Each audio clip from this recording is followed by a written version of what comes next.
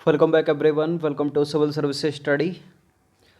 आज डेट हो गई है 11 जुलाई 2020 और लगाते हैं टेस्ट नंबर 133 यूपीपीएससी प्रीलिम्स के लिए और फोकस करेंगे भारतीय राज्य व्यवस्था के प्रश्नों पर। तो चलिए स्टार्ट करते हैं। देखिए, इस पूरी की पूरी टेस्ट सीरीज़ की प्लेलिस्ट में लिंक बना रखा है, उसका डिस्क्रिप्शन बॉक्स में आपको मिल जाएगा। वो क्वेश्चन नंबर 1 है, निम्नलिखित कथनों पर विचार करना। पहला स्टेटमेंट है, राज्यसभा में प्रत्येक संघ राज्य क्षेत्र के प्रतिनिधियों का चयन राष्ट्रपति के द्वारा किया जाता है और राज्यसभा में राज्यों के प्रतिनिधि का चुनाव राज्य की विधानसभा और विधान परिषदों के निर्वाचित सदस्यों द्वारा किया जाता है। राज्यसभा में प्रत्येक संघ राज्य क्षेत्र के प्रतिनिधि का चुनाव राष्ट्रपति के द्वारा किया जाता है, गलत है पहला स्टेटमेंट।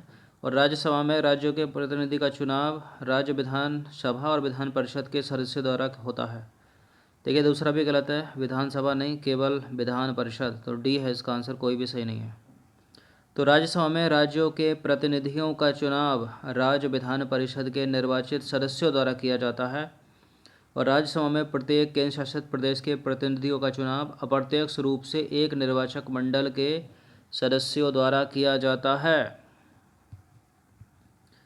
क्वेश्चन नंबर 2 पर आ जाइए। निम्नलिखित कथनों पर विचार करना है। दो स्टेटमेंट है यहाँ पर, बताना कि इनमें से कौन सा करेक्ट है। पहला स्टेटमेंट है, राष्ट्रीय आपातकाल की घोषणा युद्ध या बाह्य आक्रमण अथवा आभ्यंतरिक अशांति के आधार पर की जाती है और एक बार संसद द्वारा मंजूरी मिलने के बाद राष्ट्रीय आपातकाल 1 साल तक जारी रहेगा।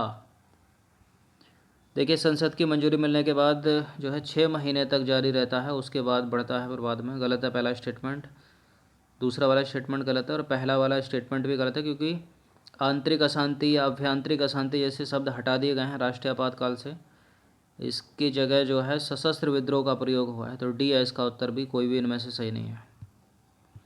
तो देखिए, मूल संविधान में आभ्यंतरिक या आभ्यंतरिक अशांति जो है इसका उल्लेख किया गया था, परंतु 44वां संविधान संशोधन द्वारा आभ्यंतरिक अशांति को हटाकर सशस्त्र विद्रोह शब्द को जोड़ा गया और यदि संसद के दोनों सदनों द्वारा इसे अनुमोदित कर दिया गया है तो आपातकाल जो है 6 महीने तक जारी रहेगा और हर 6 महीने में संसद के अनुमोदन के साथ इसे अनिश्चित काल तक बढ़ाया जा सकता है।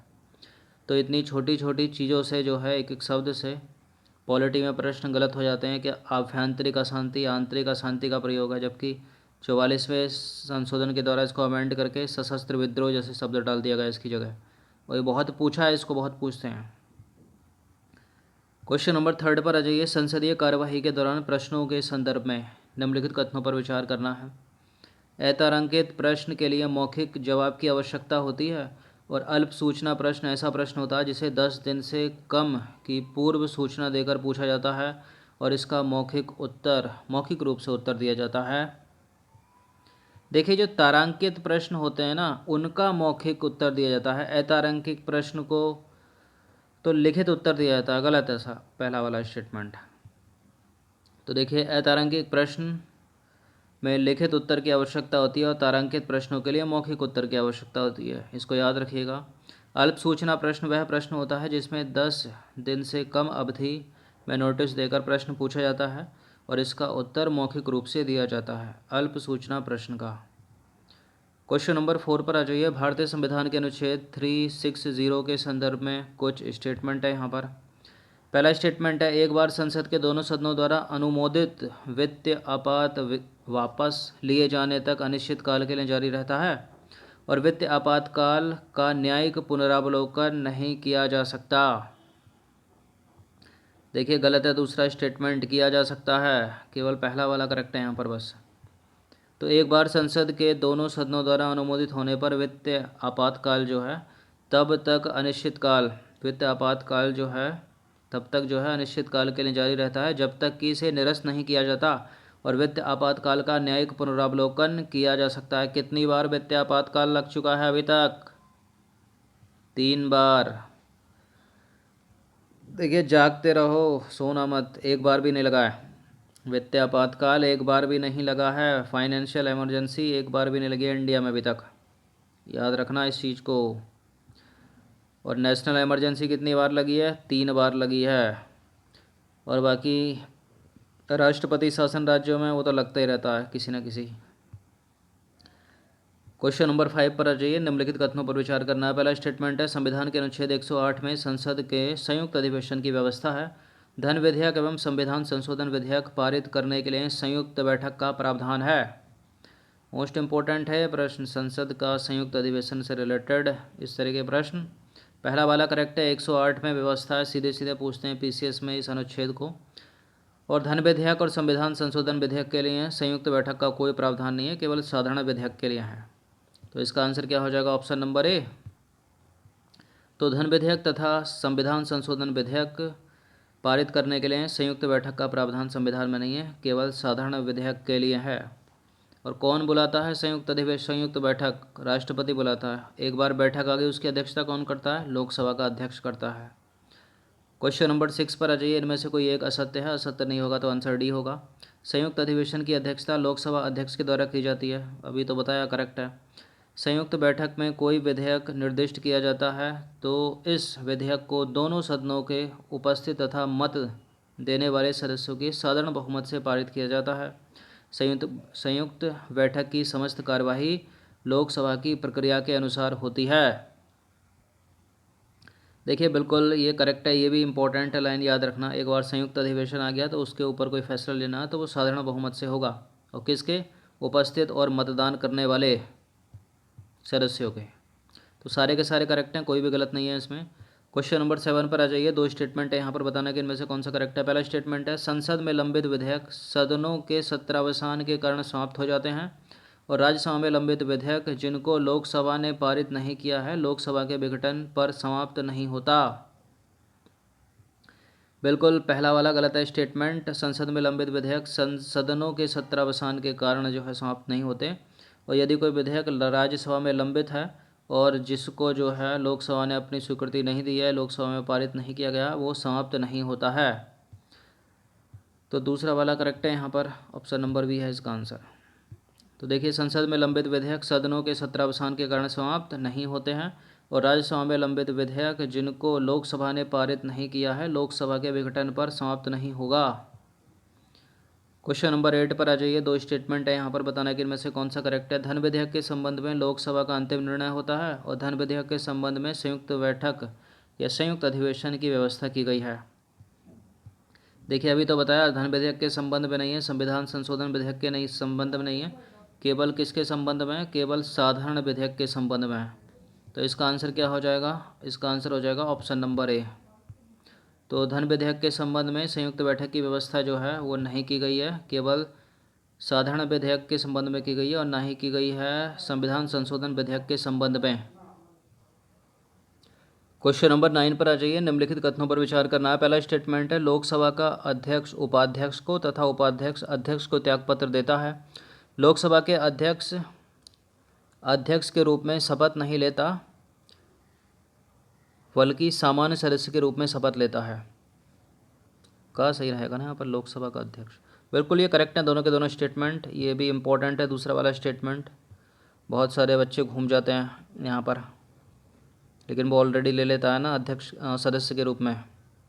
और अध्यक्ष कौन होता है? सदस्य द्वारा ही आपस में मिलकर जो है एक अध्यक्ष बनाते हैं, एक उपाध्यक्ष बनाते हैं।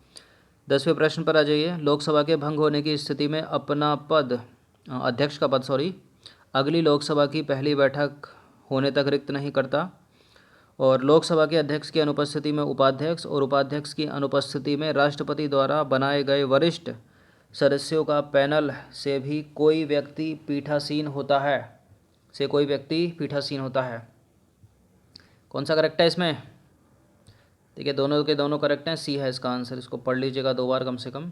लोकसभा के भंग होने की स्थिति में अध्यक्ष जो है वो अपना पद अगली लोकसभा की पहली बैठक होने तक रिक्त नहीं करता, और लोकसभा के अध्यक्ष की अनुपस्थिति में उपाध्यक्ष जो है, उपाध्यक्ष की अनुपस्थिति में राष्ट्रपति बनाए गए वरिष्ठ सदस्यों का पैनल में से कोई व्यक्ति पीठासीन होता है।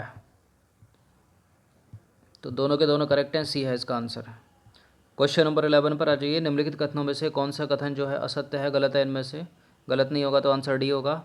पहला स्टेटमेंट है, प्रथम लोकसभा का कार्यकाल 17 अप्रैल 1952 से 4 अप्रैल 1957 तक चला था, और प्रथम लोकसभा अध्यक्ष थे जीबी मावलंकर, बहुत पूछते हैं इनको। प्रथम लोकसभा उपाध्यक्ष थे अनंत शयनम। देखिए सारे के सारे करेक्ट हैं, कोई भी इसमें गलत नहीं है, तो इसका आंसर हम क्या लगाएंगे, ऑप्शन नंबर डी। तो उपरोक्त सारे के सारे सत्य हैं ये। क्वेश्चन नंबर 12 है, निम्नलिखित कथनों पर विचार करना है। पहला स्टेटमेंट है, संसद में स्थगन प्रस्ताव संसद का कोई भी सदस्य रख सकता है और संसद में स्थगन प्रस्ताव के लिए अध्यक्ष की अनुमति आवश्यक है। बिल्कुल करेक्ट है दोनों के दोनों स्टेटमेंट। इससे रिलेटेड एक प्रश्न थंबनेल पर पूछा गया है। तो देखिए, संसद में स्थगन प्रस्ताव संसद का कोई भी सदस्य रख सकता है, लेकिन इसके लिए अध्यक्ष की अनुमति की आवश्यकता होगी। और स्थगन प्रस्ताव लाने के लिए मुख्य उद्देश्य सार्वजनिक महत्व के निश्चित आवश्यक मुद्दों पर बहस करना होता है।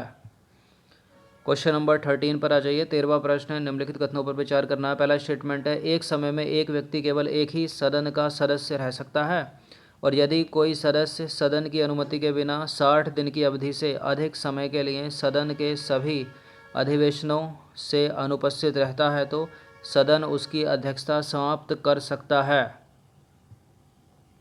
देखिए बिल्कुल 60 दिन की अवधि से अगर ऊपर रहेगा तो सदन उसकी अध्यक्षता समाप्त कर सकता है। करेक्ट है कोई सदस्य, दोनों के दोनों करेक्ट हैं। क्वेश्चन नंबर 14 पर आ जाइए। निम्नलिखित कथनों पर विचार करना है। पहला स्टेटमेंट है, नियंत्रक एवं महालेखा परीक्षक सार्वजनिक धन का संरक्षक होता है और नियंत्रक एवं महालेखा परीक्षक सेवानिवृत्ति के पश्चात भारत सरकार के अधीन कोई पद धारण नहीं करेगा। 148 में प्रावधान है, दोनों के दोनों करेक्ट हैं। इसका आंसर क्या हो जाएगा, ऑप्शन नंबर सी। तो देखिए, नियंत्रक एवं महालेखा परीक्षक जिसको बोलते हैं CAG, comptroller and auditor general की नियुक्ति करते हैं भारत के राष्ट्रपति और नियंत्रक एवं महालेखा परीक्षक को उसके पद से संसद के दोनों सदनों के द्वारा ही हटाया जा सकता है, जिसका आधार साबित कदाचार या असमर्थता होना चाहिए। नियंत्रक एवं महालेखा परीक्षक क्या राष्ट्रपति के प्रसाद पात्र है?